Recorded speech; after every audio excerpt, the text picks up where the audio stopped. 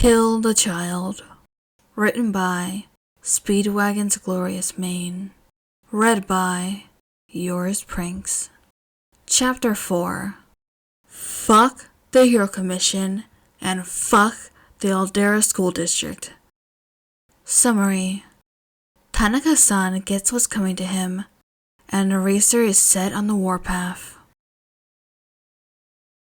After the interrogation, Izuku didn't see Eraserhead for a couple of months, though they texted weekly to exchange updates. And by that, he meant Eraser would text him at ungodly hours of the morning with status updates and the occasional rant, while Izuku told him only as much as he needed to know about what Izuku was doing so the man had some measure of plausible deniability. Their plans were progressing well so far. On the night the Hero Billboard rankings were announced, when Endeavor would be guaranteed to be on the other side of the city for at least a few hours, Eraser had taken the opportunity to get in contact with Ray without having to worry about Endeavor walking in on them. Ray seemed skeptical that anyone would actually want to help her and her kids, but Eraser seemed to be slowly gaining her trust by going over to the Todoroki estate and having coffee with her when he could. He'd almost been caught by Endeavor one time, when he had come home unexpectedly after forgetting something, and Eraser had had to sneak past him and out of the house. Izuku wished he could have seen that, but had simply had to make do with Eraser's rather dry and unenthusiastic account. Izuku couldn't help but picture the affair looking like a scene from a soap drama, where the lonely housewife's lover has to hide from the intimidating husband, who unexpectedly comes home from work. Izuku may or may not have nearly choked to death on his juice, as he pictured Eraser hiding in a closet, like he had seen in one particularly memorable soap opera he had watched at one point in university. Eraser has also been in contact with the Three Stooges, though Eraser was still in the dark about their identities. They apparently hadn't even told him their names, so Eraser had to make do with calling them Suit and Blondie. With the might of the All Might agency behind their search, the team was able to slap Tenko's face everywhere, on missing posters, billboards, and even milk cartons, which had led to a single confirmed sighting in Hosu, but that had been weeks ago, with no new leads since. Izuku had also been busy. He wasn't lying when he told Eraser that he wasn't hacking into the Hero Commission. He had been far too busy at the time, fitting out his mom's computer with all the software he needed to make it near untraceable first. He couldn't die on schedule if he was locked away in a cell, or worse, disappeared in the middle of the night by Men in Black, just to wake back up at his kindergarten once again. With his mom's computer now untraceable, he spent around a week spending all of his spare time on the computer working on accessing the Hero Commission's database. To do this, Izuku had to first get access to the computer of the head of the IT department. Tanaka-san had been Izuku's direct superior when he worked at the Hero Commission in their IT department, and he was a nasty piece of work.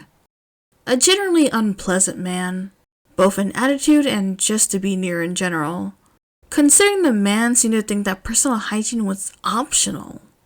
Izuku had spent hours staring at the man's wedding band, silently wondering just how he had gotten anyone to marry him, while smelling like that. Tanaka-san's favorite pastimes included passing all of the blame of his mistakes onto Izuku, while simultaneously taking the credit for Izuku's biggest achievements, which had eventually resulted in Izuku getting fired. Izuku had to say, it was quite disappointing that it took the Hero Commission a whole 2 months and 5 separate catastrophic computer issues to figure out exactly what had been going on. By the time they tried to hire him back, however, Izuku had already found a nice position working with the police as a consultant on cybercrimes. Though working with the police didn't come with the same financial perks as working with the Hero Commission, the constant supply of muffins, Izuku wasn't sure if he believed in a god. But if there was one out there, then God bless Tugurami's wife, because those muffins were literally the only thing keeping him going some days. And the general atmosphere at the station, Surugami ran a tight ship, but it was friendly and close-knit.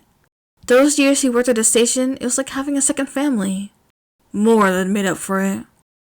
Now, While Tanaka-san hadn't been quite as good at his job as Izuku, he had still been Izuku's biological senior by 20 years and had a lot of working experience. So Izuku had worried about how successful his attempts would be.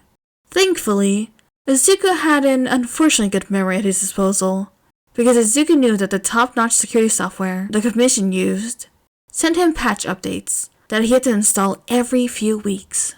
Using this knowledge, Izuku made a dummy email account to make the security update look legitimate, going so far as to steal a couple of graphics. Then he wrote an actual patch program for it, hiding a rootkit in it, so that when Tanaka-san downloaded the patch, the rootkit would give Izuku total access to Tanaka-san's computer, and by extension, the Hero Commission's database. This ended up taking a week, since his mom was getting worried about his screen time. It was trying to limit his time on the computer. But then, it was time for the moment of truth. Izuku sent the email to Tanaka-san's work email address. Only 19 hours after Izuku sent the email, Tanaka-san downloaded the patch program. Izuku pumped his fist. Even after all this time, he still had it. Once he had control of Tanaka-san's computer, actually getting into the database was easy. He ended up filling up a USB stick with evidence of the Hero Commission's wrongdoings, files on hero cover-ups, files on a legacy program, and most damning of all, small assassinations call they sent after people, heroes, and civilians alike, who committed crimes, like being at the wrong place at the wrong time and seeing things they shouldn't have. The USB had been a little difficult to acquire. He needed to wait until his mom sent him to the Lawsons down the street with a couple thousand yen for eggs and a sweet for himself to shoplift the USB stick. But it had been worth it. With that safely tucked away in the back of his sock drawer, stuffed inside a pair of Endeavor socks that he never wore, he continued working on his 12-step plan to take down the Hero Commission. Step 2 had been accessing their database and copying all of their juicy, incriminating files. Step 3 was leaking the contents of the files bit by bit to the public to shake the public's faith in them. He started by compiling a bunch of dossiers on different heroes using their status to get away with their crimes, and asking why the Hero Commission, the institution supposedly formed to keep heroes in line, hadn't done anything about them. Then, he posted those dossiers on every single social media platform out there. Sure, it wasn't quite that simple, since most social media took his posts down, but Izuku kept going, making new posts. Then, when they disabled his accounts, he simply made new ones and posted on there too. Then a week after his first post, other people joined in, helping spread the dossiers, until local journalists caught wind of the situation and did some investigation before posting their own story, backing up Izuku's claims. He had only gone after low-ranking or unranked heroes so far, and of those, few would probably face charges. But an investigation had been opened onto Izuku by the Hero Commission. Izuku found out about it as he was perusing the Hero Commission's database for anything new, and also to keep tabs on how Hawks was doing, because Izuku may or may not have become attached during a work study he had done with the man during one of his early loops. He found out during his search that some of their files in our databases had disappeared, notably the ones of the assassinations, which left Izuku glad he had saved all that evidence beforehand. At least he could still find encrypted progress reports on Hawks, even if they were disturbing. He saved the progress reports to the USB. Now that Izuku had a few different people backing him up online, it was more important than ever to keep compiling the dossiers whenever he had the chance, going so far as to painstakingly type them out on his flip phone in the Notes app when he didn't have access to the computer. He really did miss having his own computer sometimes. Like when his mom snuck up behind him as he was working on a report on a local pro hero in rural Hokkaido who had been extorting the people in his area by demanding a protection fee, like some sort of 2-bit yakuza. Normally, the Hero Commission wouldn't bother covering it up, but it seemed the hero had been giving the local commission branch a cut of the fees. It was only due to 1 part skill and 2 parts sheer dumb luck that Izuku had deleted the whole thing before his mom could read it. If he went on like this, It would only be a matter of time before he slipped up, so he had to clean up his act and lay low for a while. And that meant disposing of the evidence. That's why Izuku was sitting on the park bench after school, wiggling the USB stick free from its spot in his shoe, as he waited for Eraserhead to show up. He had had to hide it in his shoe, since he was always around this age, that the other students would start rifling through his backpack and trashing his stuff. They hadn't done that today, thankfully, only beating him up. Well, as much as a bunch of 5-year-olds could beat someone up. The park was quiet and empty, except for a couple of pigeons, who were not so subtly looking for food. Izuku shook his head at them sadly as they cooed at him. Not today.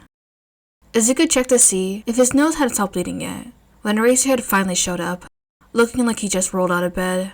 As he got closer, Izuku noticed he was looking kind of pale, and he was staring at Izuku. "What the hell happened to you?" he asked as he came close enough. Izuku looked down and grimaced when he saw blood on his shirt. That would be a pain to hide from his mom. "Oh, a couple kids beat me up," Izuku shrugged. "Anyways, Are you okay? What kids? Why were they beating you up?" Eraserhead interrupted him as he sat next to Izuku and began to examine his face. Izuku rolled his eyes.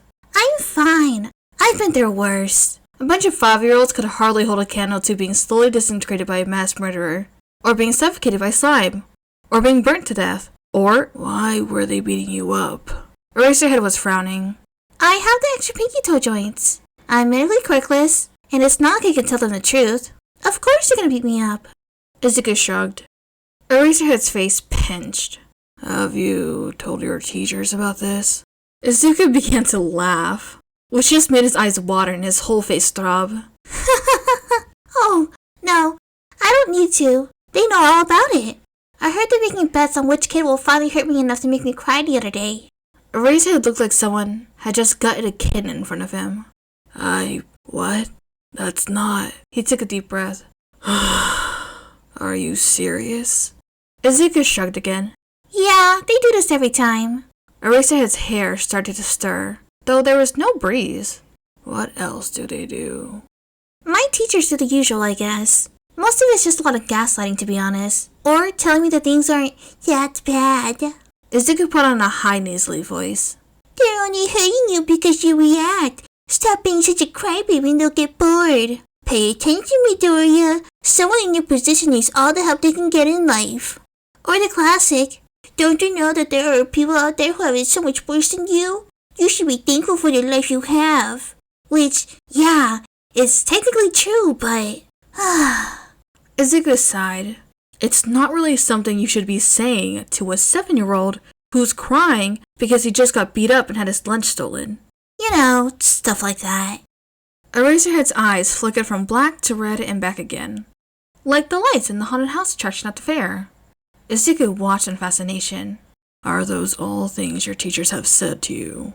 Izuku gently prodded at his ribs where he had been kicked. It didn't hurt too bad, thankfully, but it would bruise. A lot of it isn't verbatim, but you get the gist. Eraserhead closed his eyes and leaned back in his seat, taking a few deep and measured breaths in and out. That is, and I cannot stress this enough, incredibly fucked up. Izuku kicked his feet back and forth as he looked down at the ground. I know, but it's not like I can do anything about it. He had tried during his second loop. The only thing it had resulted in was being barred from attending all the schools in Musutafu and surrounding districts. It had nearly been enough to stop him from getting to UA. Almost. A letter of recommendation from the #1 hero in the country was a hell of a thing. He told Eraserhead as much. When Izuku finished, Eraserhead's eyes snapped open and his hair shot up. His eyes were glowing a solid red. He stared off into the distance for a few seconds, before he blinked, letting his hair fall.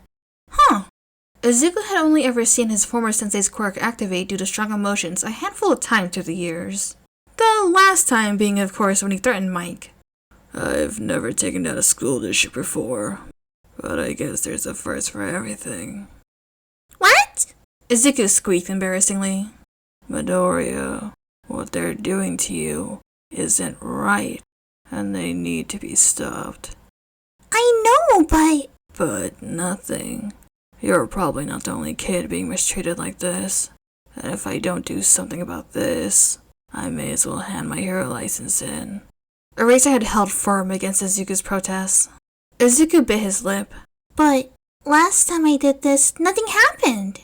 Even with all the knowledge and skills Izuku had amassed over the decades, it didn't matter when no one was willing to take a quirkless child seriously.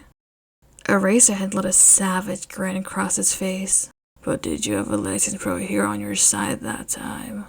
Izuku opened his mouth and then closed it. He crossed his arms. We should be focusing on other things, like the Todorokis and Tinko.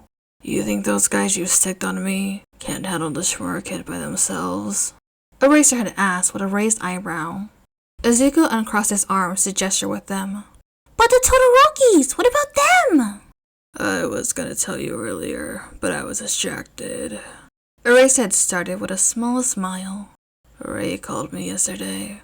She's ready to leave. Tonight, I'm gonna run a couple of vans and check out the safe house we're gonna be keeping them in. It's a little small, but it should do. Then tomorrow, after Endeavor has left for work, I'll drop by and help her pack up the last of their stuff and get them out of there. Izuku grinned. That's amazing! Is there anything you can do to help? Eraserhead shook his head. It's all being taken care of. I've called in a few favors, so a few different pros will be there as backup in case things go south. You don't need to do anything, except let me make sure your teachers don't hurt anyone else. Izuku slouched into the bench. I'll think about it, but only after Ray-chan and her kids are safe. Eraserhead didn't look particularly happy, but still agreed. Deal. Who's on the team? Izuku asked. He didn't know much about the pros currently with the MLA, but he could cross-reference easily enough. Hisashi and Midnight were easy to convince. I also reached out to Tensei, Ingenia, but he's busy. But he's sending a couple trusted sidekicks. He rattled off a couple of names. Some that Izuku recognized and some that Izuku didn't. Izuku would have to look into them once he got home. But he also somehow got into contact with... Eraserhead shuddered. Miss Joke. Izuku perked up at the familiar name as his mind raced with possibilities. This could be interesting. The corners of his lips curled up in a sly smile. Eraserhead was watching him with concern now, which just made Izuku want to smile wider.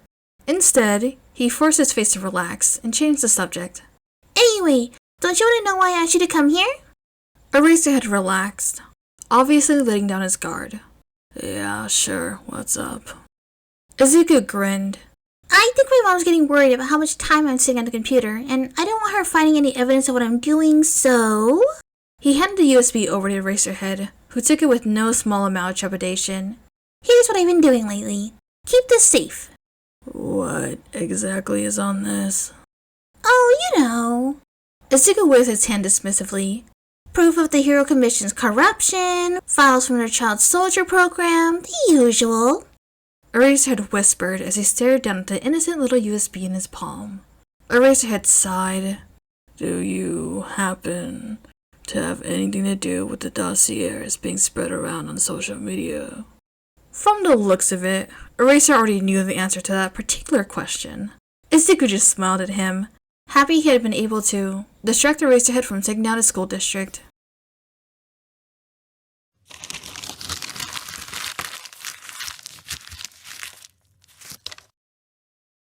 Ooh, this was a good chapter. Oh my god.